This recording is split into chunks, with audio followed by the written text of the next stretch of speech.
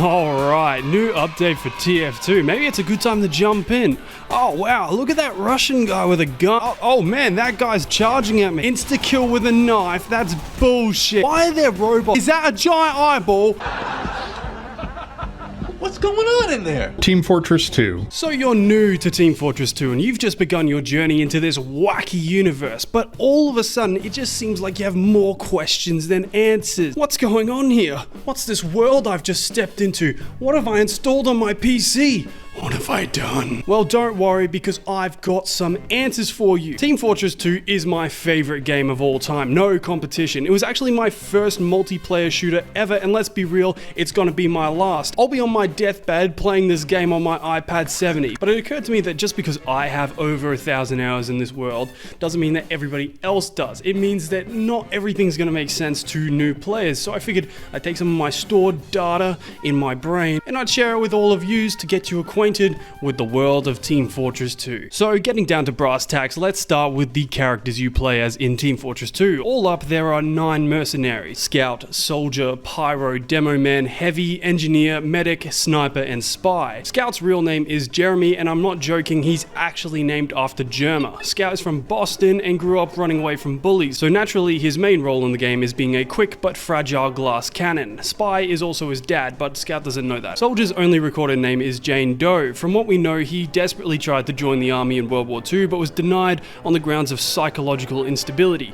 After a few tries, Soldier eventually decided to enlist himself and just straight up went to Germany, killing as many Germans as he could. While on the rampage, he created several medals for himself out of cardboard and awarded them to, well, himself. But the kicker was that by this point in history, World War II was already over. Nothing is really known about the Pyro other than that they are a schizophrenic arsonist who sees violence and killing as rainbows and fun. In the comics, after being fired as a mercenary, they actually go and start up a multi-billion-dollar corporation, which they find extremely boring. There's a big debate in the community about if the Pyro is a man or a woman, although the better question would be, is it human in the first place? That thing.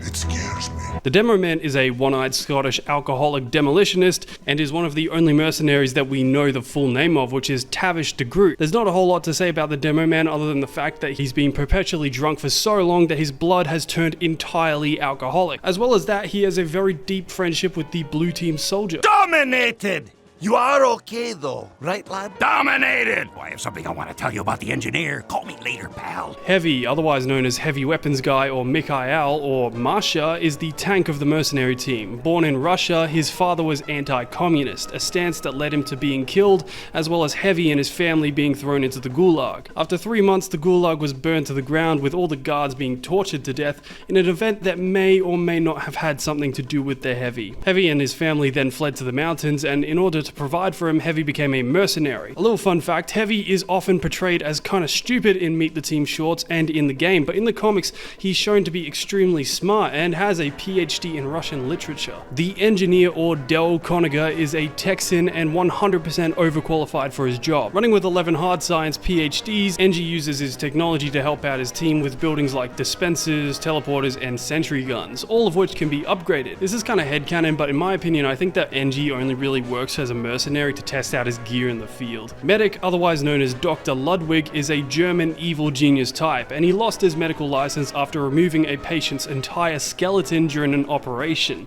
Always working for the people who would fund his experiments, Ludwig began working as a mercenary and eventually developed the Medigun, a device that could remotely heal anyone as well as make them fully invincible after long enough. In fact, the spy head you see in the medic's fridge in Meet the Medic was the result of the first ever successful Uber test. The spy head even shows up in a taunt in the new update. One more fun fact, the healing beam is made up of piss and blood. Just think of that next time a medic heals you. Spy is a French rogue who obviously likes to play things pretty close to the chest. We don't know his real name, if he's ever actually been a real spy, or what he looks like despite a few fan renditions being quite popular. What is clear is that the spy is in the dirty work business and has been for a long time. This won't be the first corpse I've disposed of in the dead of night. Spy feels a Havoc creator type role, with a limited range of weapon in the form of a revolver, Spy's main job is to get behind enemy lines and break their form. He can do this by disguising as an enemy or going invisible, and once in the right position, he can use one of the most powerful weapons in the game, the butterfly knife. One stab in the back with this weapon will kill any enemy that doesn't have some sort of way to avoid taking the full brunt of the damage. I also love that one of Spy's main abilities is to go invisible in the game,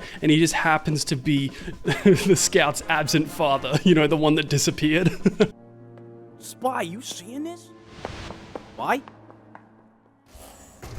Spy? The final character to cover is the Sniper, whose name is Mundy, and although he looks and sounds Australian, Sniper was born in the now sunken country of New Zealand. It's the whole thing, go read the comics, man. So Sniper sits around 5 kilometers away from the battlefield and shoots people in the head. He can throw his piss at people, which when covering an enemy allows the opposite team to do mini crits. He also has a cosmetic that lets him ride an ostrich. So those are the mercenaries, but the real question is, what are they fighting over and who are they fighting? Well, the answer is that they're fighting over gravel and they're fighting themselves. Yeah, let me explain. So in the game you have 2 teams or more companies, Blue, which stands for Builders League United, or Red, which stands for Reliable Excavations and Demolitions. These 2 companies are owned by the Mann brothers, Blutarch and Redmond, who decades earlier convinced their father to buy a bunch of land in the New Mexico desert. When their father died, the 2 began fighting over who owned what and began hiring mercenaries to forcefully take control of each other's land. In Team Fortress 2, we play as the 3rd generation of mercenaries, with the team from Team Fortress Classic being from the previous generation fighting the same war. Really, the main conflict of the game is kind of meant to be a joke, because at the end of the day, the land the 2 teams are fighting over is worthless, since the only thing that can be found in the earth is gravel. Or at least that was the conflict when TF2 launched in the original maps. Since TF2's release, there have been maps all over the world, but most of them can be just chalked up to another squabble between Redmond and Blutarch. Also, don't ask why the mercenaries are fighting their clones. I don't know. Although another level to this conflict is TF Industries. TF Industries is a corporation that manages the conflict between the 2 teams, and something interesting to note is that both Red and Blue are subsidiaries of the corporation, which means that for some reason someone wanted these useless wars to be fought. And that brings us to the administrator. This woman is the voice you hear in the matches. Mission starts by 10 seconds.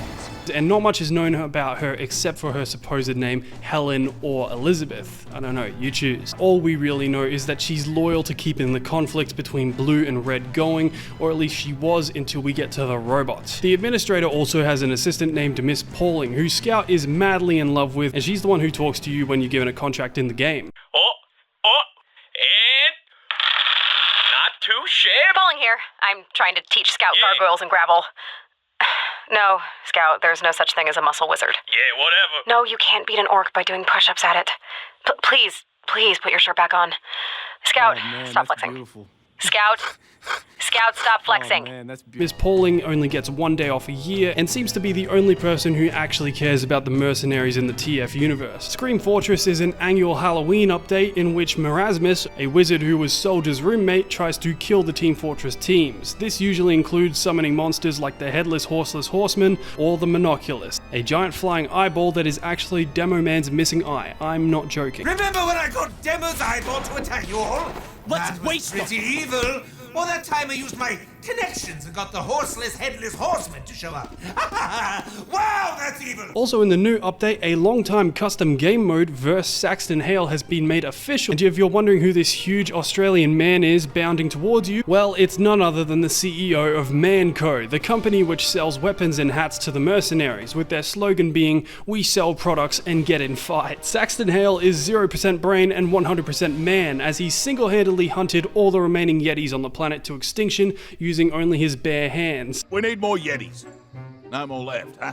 Extinct, you say? There's still time to back out. You can keep your sanity. You can uninstall the game. Also, I know you're probably wondering, why is he trying to kill the TF team if we technically work with him and buy all his stuff? Well, I don't know. Everyone in these games is crazy. Don't ask questions. So what is Mann vs Machine then? Well, Mann vs Machine takes place canonically after the gravel conflict has come to an end, when a third Man brother, Grey Man, murders both Redmond and Blutarch. Side note, there's a Halloween map where Blutarch and Redmond hires both teams to push each other's dead body into a pit that leads to hell. Anyway, so Grey Man wants to take control of Mann Co, so Saxton Hale hires Red Team to fight Grey Man's army of robots, which are powered by money. The conflict is made up of all the MVM maps, and while Red is initially successful in repelling the robots, the next thing that canonically happens is the TF2 comics, in which Grey Man changes his tactics. See, Mann Co has a policy where if they can beat the current CEO in a fight, they get to be the new CEO. So Grey Man throws Hale through a loop by making his niece apply for the position, and since Saxton can't bring himself to beat up an 8-year-old girl, he loses the company and all the mercenaries are fired. Also, if you're wondering, I'm not going to get into the Team Fortress 2 comics today because they're a whole nother thing, and there's a lot more videos out there that are longer than this and go into better depth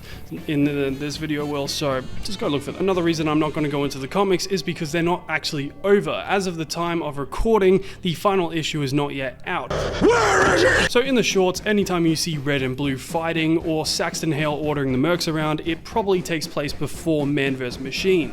Don't ask me where the aliens fit into all this. I think even Valve wants to forget that update happened. So that's your background on the TF2 lore. You're working for a company, fighting a ridiculous war, playing as ridiculous characters in a ridiculous world. TF2 is a really special game with many layers. I mean, there's entire YouTube channels dedicated to the game alone, and if you're a new player joining because of the new update, I'll just tell you, don't try to play it like any other game. Really, in my opinion, TF2 is more like a social experience with shooting mechanics. I mean, 1 out of 3 enemies won't even try to kill you and instead dance away your differences. So just throw aside any preconceived ideas on the game and just have fun, because trust me, you're going to die a lot, and at the point when you realize that the scoreboard doesn't matter is at the point you will probably start having fun. But I'm not going to leave you hanging. You know the lore, but I'll give you some starter tips on how to know the inner workings of the game a little bit better. So the first tip is non-character specific, and that's that item levels don't matter. So if you get a level 180 sniper rifle or a level 3 hat, it doesn't matter. It's a joke that I still don't understand the punchline of. As for the characters, here's some tips. Scout. Not many characters have hit scan weapons in TF2. Take advantage of Scout's speed and agility to dodge attacks while doing as much damage as possible. And if need be, use your speed to run away. Soldier. Looking at the ground, jumping, holding control, and firing your rocket launcher will send you flying. This is called rocket jumping, and although it shaves a bit of health off, it's great for increasing soldiers' mobility. While using the flamethrower, the pyro's right click sends out an air blast. This can be used to deflect projectiles, rockets, and bombs. Yes!